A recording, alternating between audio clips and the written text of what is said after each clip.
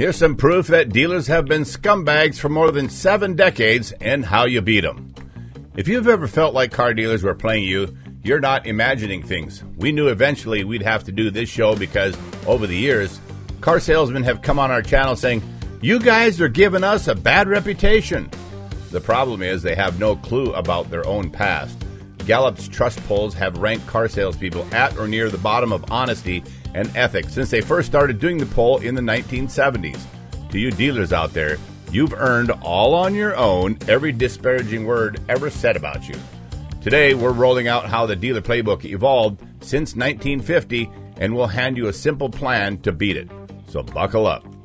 We're going to time travel through the biggest dealer tricks: the dealer prep fees, payment packing, yo-yo financing, addendum stickers, extended warranties, and yes, the pandemic era where the market adjustment became the favorite 2-word excuse to screw you by raiding your wallet.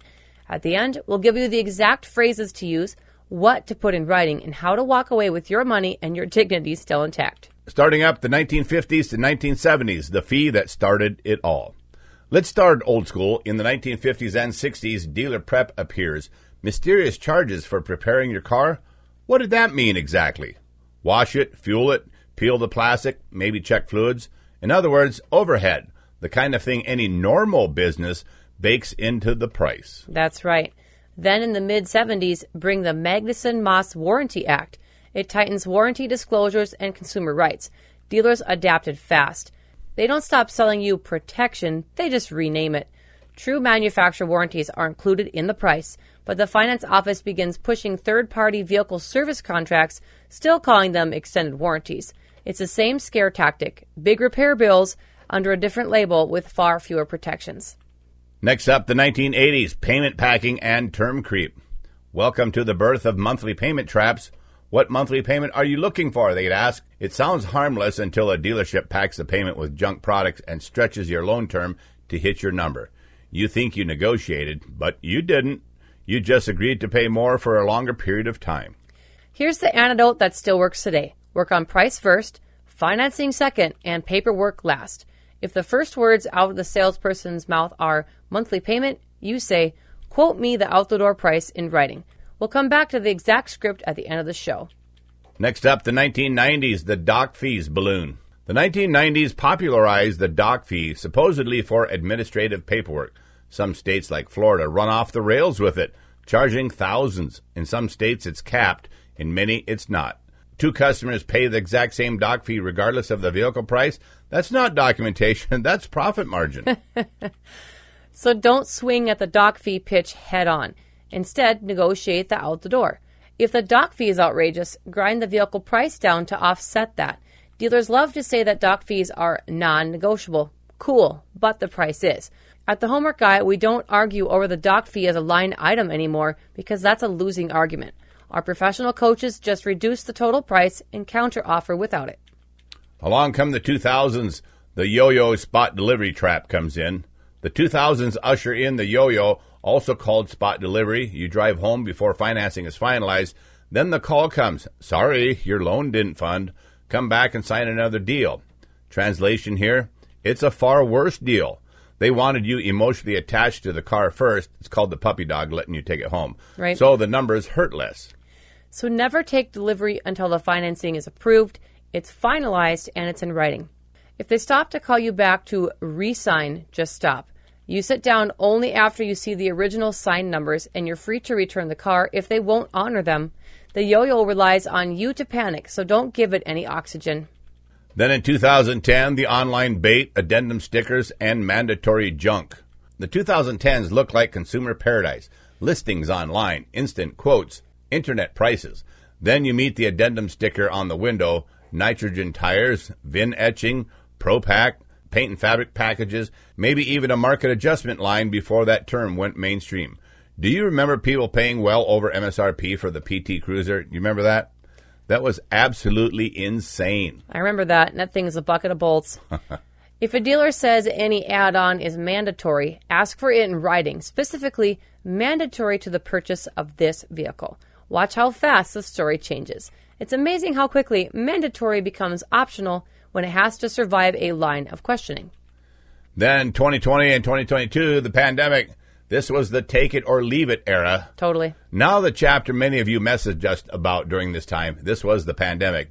Dealer lots go empty. Supply chains crack. Production slows. And overnight, market adjustment becomes the license to print money. And that was your money, friends.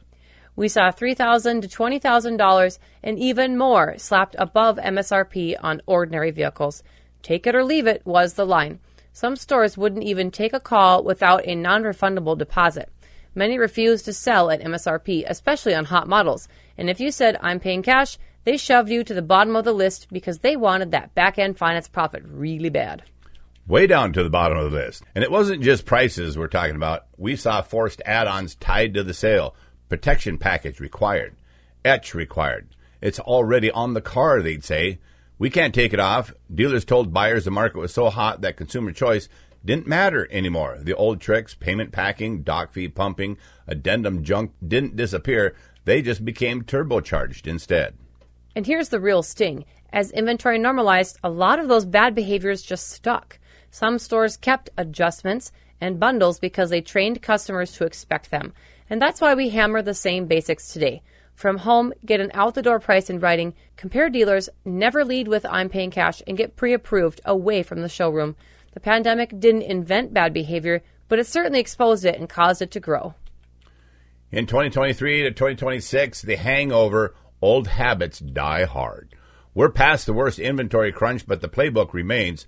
Dealers are still pushing finance over cash, still milking those blasted add-ons, and still allergic to writing down numbers up front. You hear new words, market scarcity, dealer installed, value package, but the function is the same. Extract profit margin where buyers aren't looking.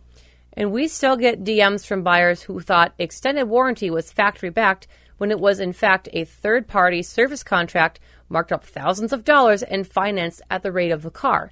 Remember, extended warranty is marketing.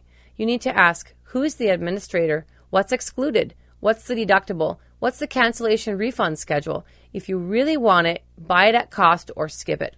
All right, so really quickly on these vehicle service plans, many times dealers just give you a pamphlet, which actually isn't the contract at all. So if you should ever buy a vehicle service contract, make sure you're actually getting the contract, not just a little flyer. That's right. That goes along with it. Now, here's how you beat the dealer in plain English. Let's turn all of that history into action. Here's the Homework Guy 4-part plan that works in today's car market. Number 1, OTD is everything. You say it's OTD or we're done. From the comfort of home, ask for the out-the-door price in writing before you visit. We tell you how to do it right on our website. It's vehicle price, tax, title, every fee, and every add-on. No clean OTD, no trip to the dealership. See our free blog on how to do this. We'll put a link in the description box down below. Number 2, don't say I'm paying cash. I know it's funny that this still shocks people. Lead with cash and you'll lose your leverage. Dealers want that financing profit because you know what? It's a lot. The smart move is get pre-approved with your credit union or bank and see if the dealer can beat that rate. And if there's no prepayment penalty, you can just decide later. Cash is a strategy, not a slogan. See our video on the 4 ways to pay cash for your car.